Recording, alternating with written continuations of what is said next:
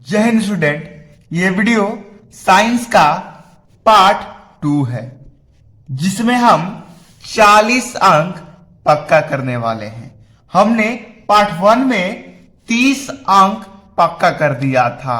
इस वीडियो में हम 40 अंक पक्का करेंगे। यदि आपने पार्ट 1 वीडियो नहीं देखा है तो मैं उसका लिंक आपको दे दूंगा।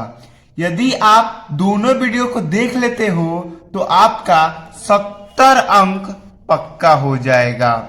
विज्ञान की तैयारी कंप्लीट हो जाएगी जब आप दोनों वीडियो फुल वॉच कर लेते हो। तो चलिए वीडियो करते हैं स्टार्ट। मैंने पार्ट 1 में बहुविकल्पीय प्रश्न और अति लघु प्रश्न से 30 अंक पक्का कराया था। इस वीडियो में हम लघु उत्तरीय प्रश्न और दीर्घ उत्तरीय प्रश्न से 40 अंक पक्का करेंगे। टोटल आपका 70 अंक पक्का हो जाएगा। तो चलिए हम लघु उत्तरीय प्रश्न देख लेते हैं। मैं आपको 10 लघु उत्तरीय प्रश्न बताऊंगा जिसमें से आपके बोर्ड एग्जाम में 6 गारंटी के साथ फंस ही जाएंगे। तो चलिए हम देख लेते हैं उन्हें। लघु उत्तरीय प्रश्न, ये देखिए आपका लघु उत्तरीय प्रश्न। पहला क्वेश्चन है कि बेकिंग पाउडर का रासायनिक नाम एवं सूत्र लिखिए।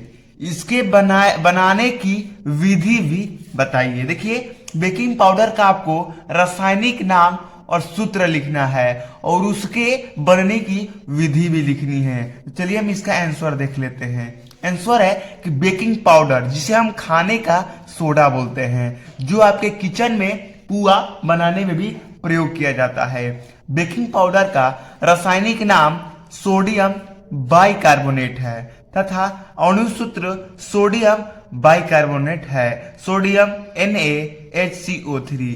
सोडियम ये Na से होता है सोडियम, A से होता है हाइड्रो, बाई और C से कार्बोनेट, यानी कि सोडियम बाइकार्बोनेट। चलिए हम इसकी बनाने की विधि भी देख ले। बनाने की विधि भी हमसे किया जा रहा है। तो यहाँ पर देखिए बनाने की विधि है। जब सोडियम हाइड्रोक्साइड में कार्बन डाइऑक्साइड को प्रवाहित किया जाता है तब सोडियम बाइकार्बोनेट प्राप्त होता है। देखिए जो सोडियम हमारा हाइड्रोक्साइड है, जब इसमें हम कार्बन डाइऑक्साइड को प्रवाहित करते हैं तो सोडियम कार्बोनेट और साथ में जल बनता है। फिर इसमें ही हम जल और कार्बन डाइऑक्साइड फिर से प्रवाहित करते हैं तो हमारा सोडियम बाइकार्बोनेट प्राप्त हो जाता है। चलिए हम दूसरा लघु उत्तरीय प्रश्न देख लेते हैं। ये रहा आपका दूसरा लघु उत्तरीय प्रश्न। भर्जन और निस्थापन में क्या अंतर है? आंसर होगा, अब हेडिंग बनाइएगा भर्जन। इसमें ऐसक को उच्च ताप पर वायु में उपस्थित में गर्म किया जाता है। निस्थापन हेडिंग बनाते समय लिखिएगा, इसमें ऐसक को निम्न ताप पर वायु की अनुपस्थिति में गर्म किया जाता है। इसमें यही अंतर है कि इसमें उच्च ताप पर गर्म किया जाता है, इसमें निम्न ताप पर गर्म किया जाता है। इसमें वायु की उपस्थिति में गर्म किया जाता है, इसको वायु के अनुपस्थिति में गर्म किया जाता है। चलिए हम तीसरा क्वेश्चन देख लेते हैं। तीसरा क्वेश्चन है कि समजातीय श्रेणी क्या है? आंसर होगा, कार्बनिक का वह समूह जिसका सामान्य सूत्र और क्रियात्मक समूह एक जैसा होता है वह समजातीय श्रेणी कहलाता है। समजातीय श्रेणी के सदस्यों का निम्न लक्षण है। इसके कुछ लक्षण है वो भी आप देख लीजिए। बस आपको इतना 3 लक्षण लिख देना है, आपको यहाँ पे 4 अंक मिल जाएगा। पहला है सभी सदस्यों में CH2 का अंतर होता है। दूसरा है सभी सदस्यों का क्रियात्मक समूह समान होता है। तीसरा सभी सदस्यों का एक समान सूत्र से प्रदर्शित किया जा सकता है। एक बात बता दूं कि आपको समझना अब नहीं है। कई बोलते हैं कि पहले प्रश्न को समझो उसके बाद याद करो, लेकिन अब आपको रटना है। एक बात याद रखना, क्योंकि आपकी परीक्षा बहुत नजदीक आ गई है। यदि आप समझने लगोगे तो याद करने के बाद आपका टाइम नहीं बचेगा, इसलिए आप समझो। देखिए 4 नंबर क्वेश्चन है कि परमाणु क्रमांक 17 वाले तत्व का नाम लिखिए तथा आवर्त भी लिखिए। एक बात याद रखिएगा, परमाणु 17 क्रमांक वाले क्वेश्चन जरूर पूछे जाएंगे। ये क्वेश्चन VVI इंपॉर्टेंट क्वेश्चन है। तो चलिए हम इसका आंसर भी देख लेते हैं। इसका आंसर ये रहा, 17 जो परमाणु क्रमांक है उसमें क्लोरीन का इलेक्ट्रॉनिक विन्यास, देखिए 17 जो परमाणु है उसमें क्लोरीन होता है, उसका इलेक्ट्रॉनिक विन्यास जब निकालिएगा 2 8 7, यानी कि 2 8 10 और 7 17। चूंकि इसके इलेक्ट्रॉनिक विन्यास में 3 कोष सम्मिलित है, देखिए 1 2 3 कोष सम्मिलित है, अतः यह आवर्त सारणी में तृतीय आवर्त समूह में स्थित है। चलिए हम 5 नंबर क्वेश्चन को देख लेते हैं, और 5 नंबर क्वेश्चन बहुत ही ज्यादा इंपॉर्टेंट है। श्वासोच्छ्वास तथा श्वसन में अंतर लिखिए। आप जब भी अंतर की बात करें तो बीच में से एक लाइन निकाल देना, और जिसमें से अंतर आपको निकालना है उसको 2 भागों में विभक्त कर दिया ना, जैसे कि मैंने श्वासोच्छ्वास का विभक्त किया और श्वसन का विभक्त किया। चलिए हम इसका अंतर देख लेते हैं। आपको 4 अंतर लिखना है, अगर आपको लघु उत्तरीय प्रश्न में आ जा रहा है तो। चलिए देखिए, पहला, यह एक भौतिक क्रिया है, लेकिन श्वसन यह एक जैविक क्रिया है। इसमें ऊर्जा उत्पन्न नहीं होता है, लेकिन श्वसन में ऊर्जा उत्पन्न होता है। श्वासोच्छ्वास में एंजाइम की आवश्यकता नहीं होती है, लेकिन श्वसन में एंजाइम की आवश्यकता होती है। श्वासोच्छ्वास में यह क्रिया कोशिका के अंदर, सॉरी आपको दिख नहीं रहा है, हाँ ये देख लीजिए, यह क्रिया कोशिका के अंदर नहीं होती है, यह क्रिया कोशिका के अंदर ही होती है। चलिए हम छठा क्वेश्चन देख लेते हैं आंसर के साथ। ये देखिए छठा क्वेश्चन, वायु और वायु श्वसन में क्या अंतर है? ये भी बहुत ही इंपॉर्टेंट क्वेश्चन है। देखिए मैं आपको 4 अंतर बताऊंगा, एक बता दिया, 3 और बताऊंगा। अगर आप चारों अंतर को तैयार कर लेते हो तो एक न एक अंतर आपके बोर्ड एग्जाम में अवश्य ही आएगा। चलिए हम वायु और अवायु श्वसन का अंतर देख लेते हैं। देखिए 4 अंतर ज्यादा नहीं लिखना है, बस 4 अंतर आपको लिखना है एग्जाम में। पहला, यह ऑक्सीजन की उपस्थिति में होता है, लेकिन अवायु यह ऑक्सीजन के अनुपस्थित में होता है। दूसरा, इसमें अधिक ऊर्जा उत्पन्न होता है, लेकिन अवायु में कम ऊर्जा उत्पन्न होता है। इसमें ग्लूकोज का पूर्ण विखंडन होता है और इसमें ग्लूकोज का विखंडन नहीं होता है। चलिए 4 नंबर अंतर देख लीजिए, इसमें 38 एटीपी मुक्त होते हैं, इसमें 2 एटीपी मुक्त होता है। चलिए हम 7 नंबर क्वेश्चन देख लेते हैं। 7 नंबर क्वेश्चन है कि रुधिर और लसिका में अंतर स्पष्ट कीजिए। जो रुधिर होता है हमारा अर्थात ब्लड, उसमें और लसिका में अंतर स्पष्ट करना है। तो आंसर होगा पहला, यह एक गहरा लाल रंग का उत्तक है। हमारा ब्लड गहरा लाल रंग का होता है। यह एक रंगहीन उत्तक है, यानी इसका कोई रंग नहीं है। दूसरा है इसमें ऑक्सीजन की मात्रा अधिक होती है, इसमें ऑक्सीजन की मात्रा कम होती है। चलिए हम इसका और 2 अंतर देख लेते हैं। ये रहा आपका 2 और अंतर। इसमें कार्बन डाइऑक्साइड की मात्रा कम होती है, लेकिन अवायु में इसमें कार्बन डाइऑक्साइड की मात्रा अधिक होती है। चौथा है, इसमें प्रोटीन की मात्रा अधिक होती है, इसमें प्रोटीन की मात्रा कम होती है। चलिए हम 8 नंबर क्वेश्चन को देख लेते हैं। 8 नंबर क्वेश्चन है कि गर्भ निरोधक की विभिन्न विधियां कौन सी हैं? जो गर्भ निरोधक होता है उसकी विधियां कौन कौन सी है, चलिए उसको देख लेते हैं। गर्भ निरोधक की विभिन्न विधियां निम्नलिखित है। पहला, अवरोधिका विधियां। इस विधिया में मादा कंडोम मध्यपाद का प्रयोग करता है, जो शुक्रवाहिका को रोकता है। चलिए हम दूसरा देख लेते हैं। 3 बस आपको विधियां लिखाऊंगा मैं। रासायनिक विधि, इस विधि में नर 2 प्रकार की गोलियां का उपयोग करती है, यूनि गोलियां और मुख्य गोलिका। चलिए हम तीसरा देख लेते हैं विधि, अस्थाई विधि। आपको अस्थाई विधि लिखना है। इस विधि में शल्य क्रिया द्वारा स्त्री या नर का शुक्रवाहिका तथा डिंबवाहिनी को बांध दिया जाता है। मैंने आपको 8 क्वेश्चन बता दिया है, 2 क्वेश्चन और बता दूंगा, जिससे आपका कम से कम 20 अंक से ऊपर ही पक्का हो जाएगा। टोटल वीडियो में हमें 40 अंक पक्का करना है, तो वीडियो को एंड तक बने रहे। चलिए हम 9वां क्वेश्चन देख लेते हैं। ये रहा हमारा 9वां क्वेश्चन, दूरदृष्टि दोष किसे कहते हैं? आंसर होगा, इस दोष से पीड़ित व्यक्ति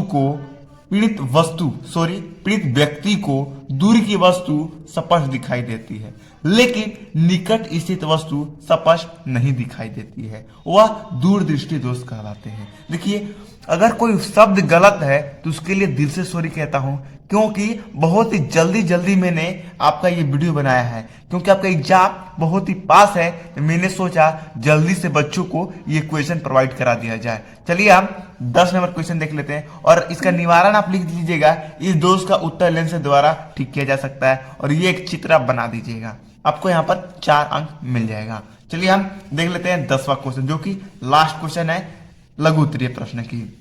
देखिए 10वां, विद्युत जनित्र व विद्युत मोटर में क्या अंतर है। मैंने आपको बताया कि 4 में अंतर बताऊंगा, यदि आप चारों अंतर को तैयार कर लेते हो तो एक अंतर आपके बोर्ड एग्जाम में फंसना ही फंसता है। मैंने 3 करा दिया था, ये चौथा अंतर है। देखिए विद्युत जनित्र और विद्युत मोटर, यह यांत्रिक ऊर्जा को विद्युत ऊर्जा में बदलता है, लेकिन विद्युत मोटर यह विद्युत ऊर्जा को यांत्रिक ऊर्जा में बदलता है। ठीक उसी प्रकार दूसरा अंतर आप लिखिएगा, यह चुंबकीय प्रेरणा के सिद्धांतों पर कार्य करता है, यह चुंबकीय प्रेरणा के सिद्धांतों पर कार्य करता है। फिर आप तीसरा लिखिएगा, यह फ्लेमिंग के दाएं हाथ पर कार्य करता है, यह फ्लेमिंग के बाम हाथ के नियम पर कार्य करता है। बाम हाथ यानी बाएं हाथ के नियम पर कार्य करता है। तो चलिए हम देख लेते हैं दीर्घ उत्तरीय प्रश्न। आपने लघु उत्तरीय प्रश्न देख लिया है, अब हम दीर्घ उत्तरीय प्रश्न देखेंगे। चलिए हम देख लेते हैं। ये देख लीजिए दीर्घ उत्तरीय प्रश्न, जो आपके बोर्ड एग्जाम में एक प्रश्न 7 नंबर का आता है और आपके बोर्ड एग्जाम में 3 प्रश्न पूछे जाएंगे, अर्थात 21 नंबर का हो जाएगा ये। ठीक है, चलिए हम इस क्वेश्चन देखते हैं। विद्युत जनित्र का मूल सिद्धांत तथा कार्यविधि स्पष्ट कीजिए। ये क्वेश्चन 100% ये क्वेश्चन आपके बोर्ड एग्जाम में आएगा ही आएगा। 100% आप ले लो, ये क्वेश्चन अगर बोर्ड एग्जाम में नहीं आया तो आप कमेंट में जितनी गालियां लिख सकते हो लिख देना। चलिए हम इसको आंसर देख लेते हैं। आंसर आप लिखिएगा कि वह यंत्र जो यांत्रिक ऊर्जा को विद्युत ऊर्जा में बदलता है वह विद्युत जनित्र कहलाता है। विद्युत जनित्र भी कह सकता है और डायनेमो भी कह सकता है, एक बात याद रखिएगा। विद्युत जनित्र विद्युत चुंबकीय प्रेरणा के सिद्धांतों पर कार्य करता है। ठीक है, यह 2 प्रकार का होता है, पहला प्रतिवर्तित धारा जनित्र, दूसरा दृष्टि धारा जनित्र। आगे देखिए, पहला है कि परिवर्तित धारा जनित्र, इसका आपको लिख देना है। देखिए ये बड़ा 7 अंक का क्वेश्चन है, तो आपको इसको बड़ा ही लिखना पड़ेगा। आप कितना भी करो, लेकिन कम से कम 1.5 से 2 पेज का इसका आंसर लिखना पड़ेगा। लिखिएगा, विद्युत जनित्र विद्युत चुंबकीय प्रेरणा के सिद्धांतों पर कार्य करता है। जब किसी चालक से बहुत चुंबकीय परिवर्तन होता है तब उसमें वाहक बल उत्पन्न होता है, जो प्रेरित वाहक बल कहलाता है। ठीक है, चलिए इसका और थोड़ा आंसर है, उसे भी देख लेते हैं। ये चित्र आपको बना देना है उसके बाद, प्रेरित वाहक बल लिखने के बाद। ठीक है, अब आपको बस थोड़ा सा ये लिख लेना है कार्यविधि। पहला लिखिएगा, यदि कुंडली दक्षिण की ओर घुमाई जा रही है तो फ्लेमिंग का दाएं हाथ का नियम का प्रयोग होता है। दूसरा लिख दीजिएगा आप, जब कुंडली आधा चक्कर लगा लेता है तब भुजा ए बी तथा बी सी अपनी स्थिति बदल लेते हैं। बस इतना आप लिख दीजिएगा, आपको 7 अंक मिल जाएगा। ये मैं गारंटी लेता हूं, ये क्वेश्चन 100% आएगा। चलिए हम देख लेते हैं 2 नंबर क्वेश्चन। 2 नंबर क्वेश्चन है कि वाष्पोत्सर्जन से आप क्या समझते हैं, इसके महत्व लिखें। इसका महत्व हमें लिखना है, तो चलिए हम इसका महत्व आपको दिखा देते हैं। पादप में अत्यधिक जल की मात्रा हो जाने पर वह अपने अवायु भाग जैसे पत्तियों में से जल को वाष्प के रूप में वायुमंडल में छोड़ देता है। इसी क्रिया को वाष्पोत्सर्जन कहते हैं। चलिए हम इसका, मैंने तो बता दिया कि वाष्पोत्सर्जन किसे कहते हैं, अब इसका महत्व भी देख लेते हैं। तो इसका महत्व ये रहा, पहला वाष्पोत्सर्जन से पौधों में जल का नियंत्रण बना होता है। दूसरा, वाष्पोत्सर्जन के कारण ही पौधे में ताप नियंत्रण रहता है। तीसरा, अधिक वाष्पोत्सर्जन से शर्करा की सांद्रता बढ़ जाती है। चलिए हम तीसरा क्वेश्चन देख लेते हैं। मैं बहुत जल्द करा रहा हूं क्योंकि वीडियो लंबी होती जा रही है और आपको देखने में बोरिंग भी लगेगी। ऐसे तो ये एजुकेशन वीडियो है, लंबी अच्छी लगती है। एष्टीकरण से आप क्या समझते हैं, उदाहरण सहित स्पष्ट कीजिए। जिस प्रकार अम्ल और क्षार आपस में अभिक्रिया करके लवण और जल बनाते हैं, ठीक उसी प्रकार अम्ल और एल्कोहल अभिक्रिया करके एस्टर तथा जल बनाते हैं। इसी क्रिया को एष्टीकरण कहते हैं। उदाहरण में आप देख लीजिए, उदाहरण में है कि ये है आपका एल्कोहल और ये है कार्बोनेट हाइड्रोक्लोरिक सल्फर। ये जब ऐसे करता है तो इसे आप स्क्रीनशॉट ले लो। मैं समझा नहीं पाऊंगा इसे, क्योंकि समझाने लगा तो वीडियो को 1 मिनट तो ही ले लेगा, तो आप स्क्रीनशॉट ले लो, इसे आप रट लेना। चलिए हम चौथा क्वेश्चन यानी कि लास्टवा क्वेश्चन देख लेते हैं। तो देखिए 4 नंबर क्वेश्चन, किडवन द्वारा एथिल अल्कोहल के निर्माण पर सचिव टिप्पणी लिखिए। मैं आपको बताऊंगा नहीं पढ़ के, आप डायरेक्ट स्क्रीनशॉट ले लो इसका। ये लो स्क्रीनशॉट इसका, ये लो, वीडियो को स्किप करके स्क्रीनशॉट ले लो। बस यहीं तक है, बस आप यहीं तक लिख देना, आपको यहाँ पर 7 अंक मिल जाएगा। अगर वीडियो पसंद आए हो तो वीडियो को लाइक करना। अगर हमारा चैनल आपके लिए लाभकारी है तो चैनल को सब्सक्राइब भी करना। अगर आप मेरे चैनल में कोई गलती है तो कमेंट करके जरूर बताएं, मैं उसे सुधारने की कोशिश करूंगा। तब तक कि मिलते हैं अगली वीडियो में। जय हिंद, जय भारत।